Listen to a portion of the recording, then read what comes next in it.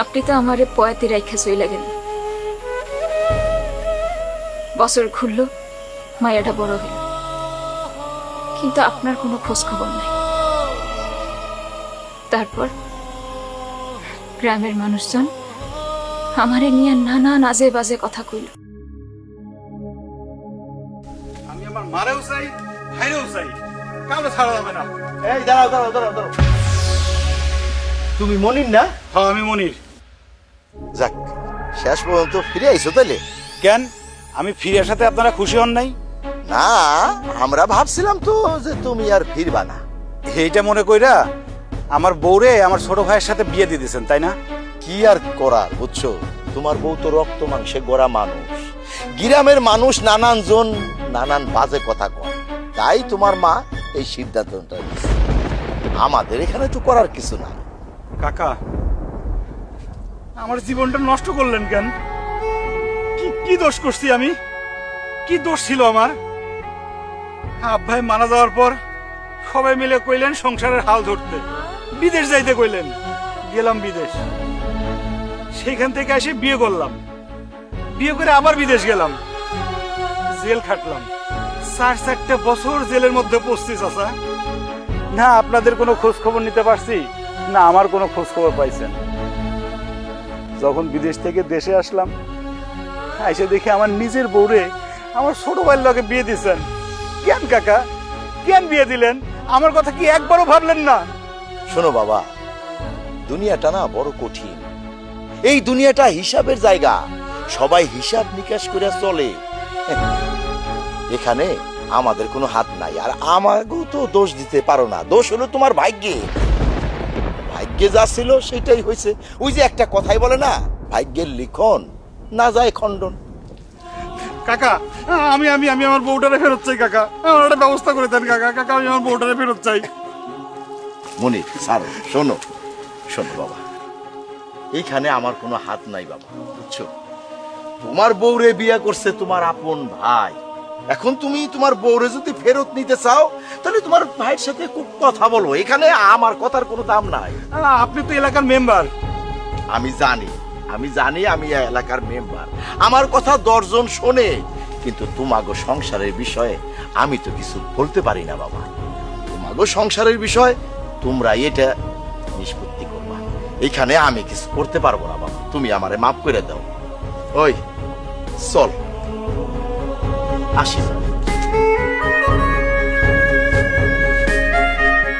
কেউ আমারটা বুঝতেছে না, সব শালা হারামি। আমি আমি সবাইকে দেখে নেব।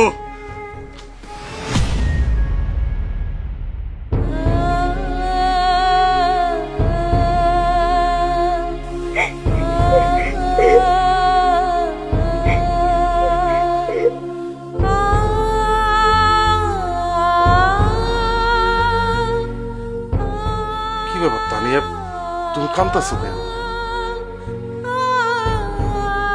তো আর কি করবো, কি করবো কও? তোমার ভাই যে আবার ফিরে আইব, এই কথা কেন আমি আগে ভাবলাম না? কেন ভাবলাম না? আমার জন্য তোমরা 2 ভাই মারামারি করতেছো, তো আমি আর কি করবো, কি করবো? তোমার জন্য না, ভাগ্যের জন্যে। আমার ভাই তো নিখোঁজই হয়েছিল, সে যে ফিরে আসবো তুমি কিভাবে ভাববা? আমরা নিজেরাই তো ভাবতে পারিনি।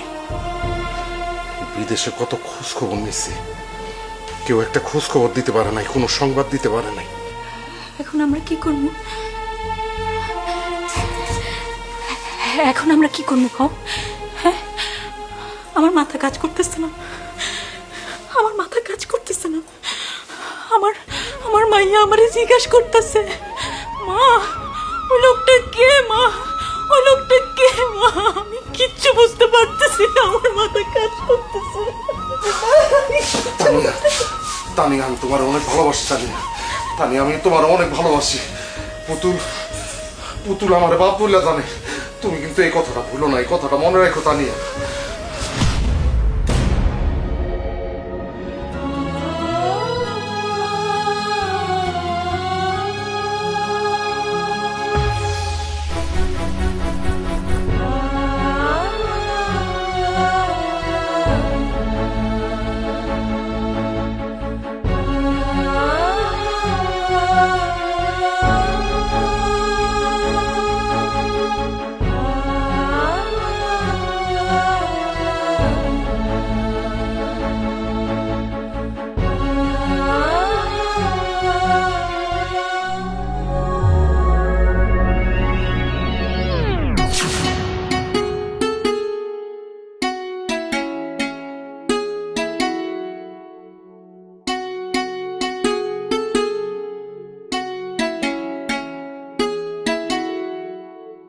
একটা কথা বলবো, শুনবা?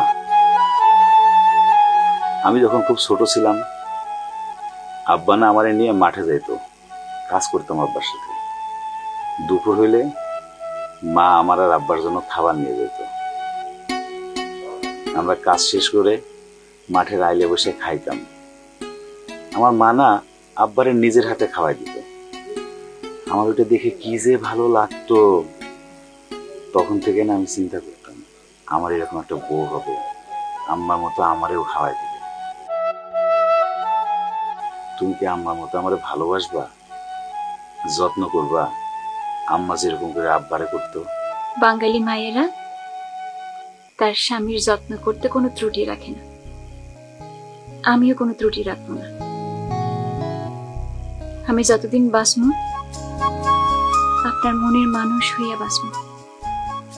আর যদি মরিয়া যায় তাহলে আল্লাহরে কম, আল্লাহ পরপারে যেন আমি আর আমার স্বামী একসঙ্গে জান্নাতে থাকি। আমার বাবাই বাইসে নাই, আমার মা আমাকে অনেক কষ্ট করে মানুষ করছে। আমার মারে না কখনো কষ্ট দিও না।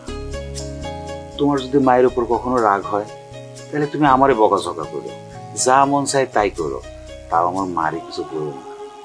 আমার মা নাই, আপনি তো জানেন তাই না? তো যার মা নাই সে কোনোদিনও কারো মায়ের কষ্ট দিতে পারে? পারে না। আমিও কোনদিন পারবো না। তাই আমি আপনার মায়ের আমার নিজের মায়ের চাইতেও বেশি ভালোবাসবো, বেশি যত্ন করব। কথা দিন। আজ এইখানে কেন বসে আছি জানো? না তো। তোমার একটা জিনিস দেখাবো বইলা। আমার যখন অনেক মন খারাপ হয় তখন না আমি এইখানে বসে থাকি। বসে থেকে এইখান থেকে ওই দেখো চাঁদ, বসে বসে চাঁদ দেখি।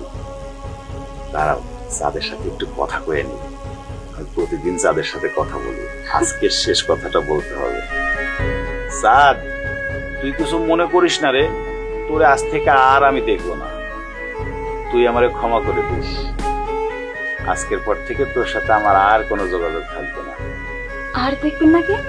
কেন দেখবো? ওই চাঁদের থেকে আমার তো আরো বেশি সুন্দর চাঁদ আমার সামনে বসা, তার আমি বউ করে ঘরে নিয়ে আসছি না। এখন থেকে এই চাঁদটারে দেখবো। তার মানে একজনের চাইতে আরেকজন যদি বেশি সুন্দর হয়ে যায় তাহলে আপনি পুরাতনটা ভুলে যাবেন। এই দেখ কি কইলা বউ? আমার চাইতে যদি সুন্দর অন্য কারো দেখেন তাইলে বুঝে আমার আর দেখবেন না। দূর না বউ, কি বলো? আমার জীবনের শেষ নিঃশ্বাস পর্যন্ত আমি তোমারই চাই, তোমার সাথেই থাকতে চাই। মারা যাওয়ার পরে আল্লাহরে কইব, আল্লাহ আমার এই চাঁদ মুখ বউখানা যেন আমার সাথেই জান্নাতে যায়।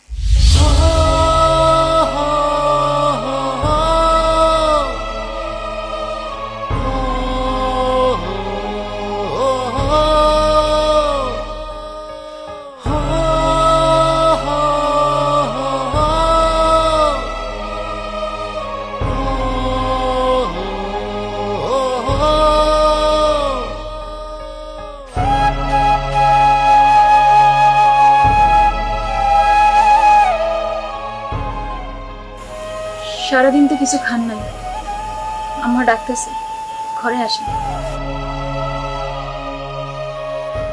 তুই আমার সাথে কেন এমন করলি বউ? আপনি তো আমারে পয়াতে রাইখা চইলা গেলেন। বছর ঘুরলো, মায়াটা বড় হইল, কিন্তু আপনার কোনো খোঁজ খবর নাই। তারপর গ্রামের মানুষজন আমারে নিয়ে নানা নাজে বাজে কথা কইল।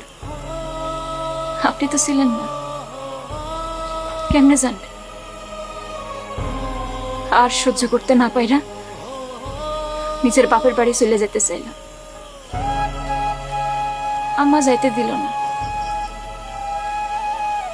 যাইতে দিলেও কি হইতো কোন? নিজের তো কোনো জায়গা নাই, কই যাইতাম, কি করতাম? নিজের স্বামীর কোনো খোঁজ নাই। সন্তান নিয়া একটা নারী কই যাইতে পারে কোন? আপনার আম্মার কথায় আমি আপনার ভাইরে বিয়ে করছি। আমি বাধ্য হয়ে বিয়ে করছি, আমার আর অন্য কোনো উপায় ছিল না। তুই আর আমারে ভালোবাসিস না বউ, তাই না?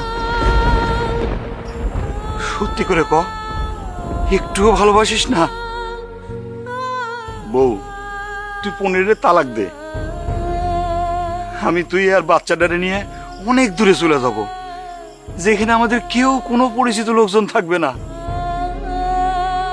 এই বাড়িতে আর ফিরে আসবো না, আমাদের কেউ খুঁজে পাবে না। আমাদের না 3 জনের খুব সুখে সংসার থাকবে। চল না বউ, চলে যাই। আপনার একটা কথা কই। কি কইবি? আপনি আবার একটা বিয়ে কি কইলা? মা আবার তোমায় ডাকতেছে, চলো। বাবা, তুমি আমারে একবার বাবা বলে ডাকো না। আপনি তো আমার বড় বাবা। মা চলো তো, আসো।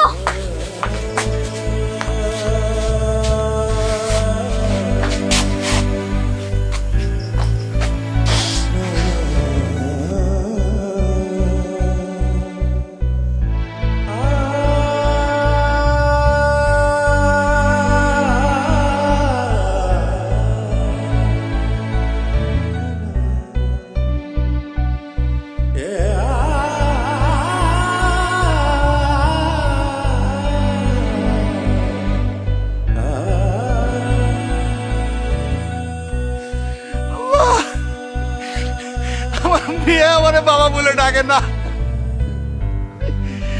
কোন পরীক্ষার মধ্যে বললাম আল্লাহ? কই যাবো আমি, কার কাছে যাবো?